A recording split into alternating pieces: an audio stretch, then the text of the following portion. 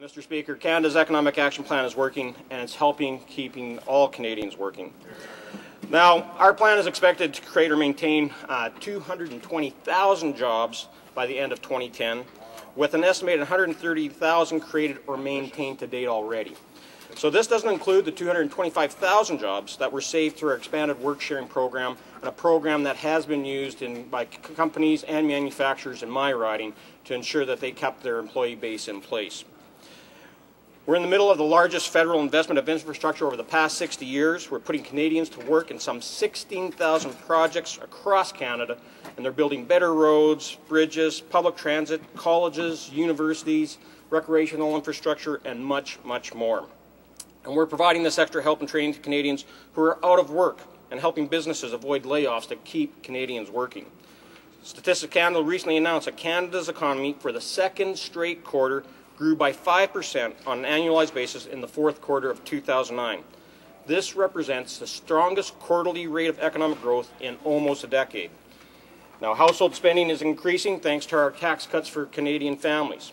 Spending on homes continued to rebound with help from our temporary home renovation tax credit last year.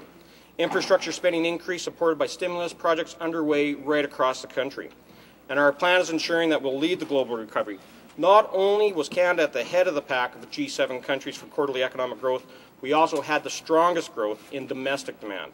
And what's more, in the coming year, the International Monetary Fund predicts Canada's economic growth will continue to be at the head of the G7 pack. Now, Mr. Speaker, there's a lot of great stuff that's in Budget 2010, and I want to highlight a few of these areas, Mr. Speaker. Now, in the budget, we're injecting another $19 billion of new stimulus to create and protect jobs. We're securing our economic recovery and sustaining our economic advantage through a number of measures. Personal income tax relief will save Canadians $3.2 billion in personal income tax. Now, this is happening through adjustments in the federal tax brackets. We're enhancing the working income tax benefit. There's going to be higher child benefits for parents and for lower taxes for low and middle income seniors. Now, there is also a lowering of the corporate tax rate to 15% in 2012, the plan through this budget. And that's moving toward our goal of having the lowest tax rate on new investment in the G7 and a 25% combined federal-provincial corporate tax rate, making us one of the most competitive countries in the world to have business. More importantly, that lower corporate tax rate also helps all of our small businesses that are up and down our main streets in our small communities. Those are all family operations, whether they're restaurants or the convenience store, or maybe it's the local hardware. But all those businesses rely on making sure that they continue to have a lower tax burden, and that's going to help them create more jobs and make them more profitable in the long term. Now, we're also improving the taxation on the universal child care benefit by allowing single parents to choose to include it in their own income or dependent, thereby providing treatment similar to single earner two-parent families. So we're going to continue to support families.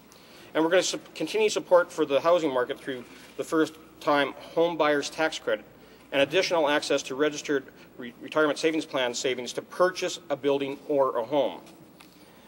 Now, we're also going to enhance the working income tax benefit, which will reduce welfare wall by making work pay better for many low-income Canadians. And there's also $340 million in targeted tax relief in this budget for our seniors. Now, Mr. Speaker, I want to jump into what this actually means in the province of Manitoba. And, you know, in Manitoba, we do have a thriving agriculture industry. I'm a farmer myself, was a cattle producer, and one of the main investments that we're making through Budget 2010-11 is an investment in cattle processing facilities. One thing that has happened over the last number of years is that we've been dealing with the BSC situation.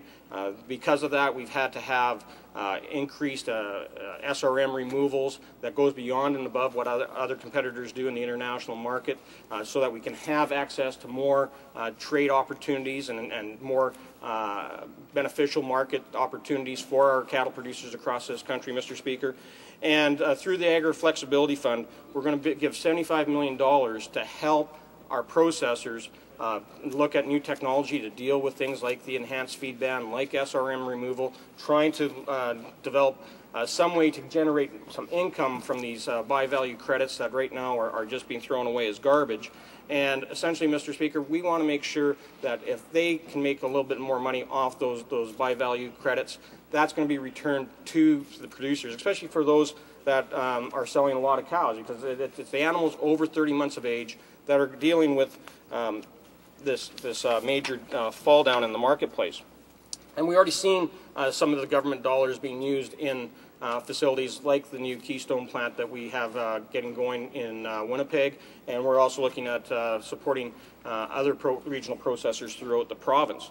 Now, so this funding under this new slaughter program includes a slaughter improvement program, which will increase by $10 million to support the introduction of new cost-effective technologies. There's an additional $25 million, which will be targeted to processing plants that only handle animals over 30 months of age. And there's $40 million to support the development and commercialization of innovative technologies related to the removal and use of SRMs, or specified risk materials, Mr. Speaker, to reduce those handling costs and create, as I said earlier, potential revenue sources for these materials. Now, also, one thing I was encouraged to see in the budget is my involvement in the Environment Committee, and of course I have both Lake Manitoba and Lake Winnipeg in my riding of Selkirk Interlake, and that we are going to be investing $190 million to support a cleaner and more sustainable environment and help meet our climate change objectives. So some of the things in the budget include $100 million over 4 years to support the clean energy generation in Canada's forestry sector through the new Generation Renewable Power Initiative. I know that a lot of our old forestry plants are looking at maybe moving to more sustainable energy production, and so this is going to help them become more competitive.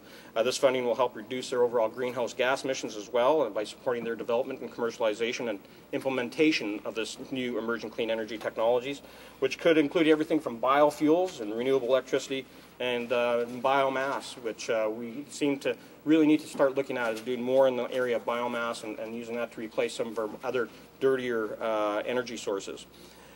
There's also the expansion of the accelerated capital cost allowance for clean energy generation equipment for additional applications involving heat recovery and district energy. So the more we can become efficient, the better we're going to be as an overall industry.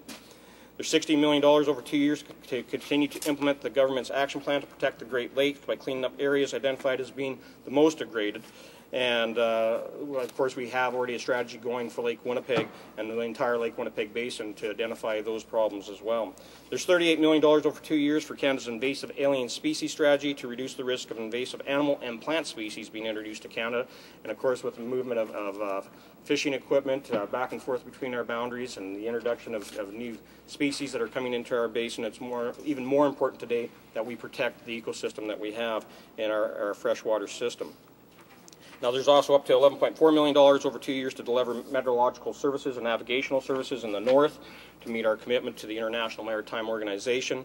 There's $8 million for 2 years to support community-based environment monitoring, reporting, and baseline data collection in the north.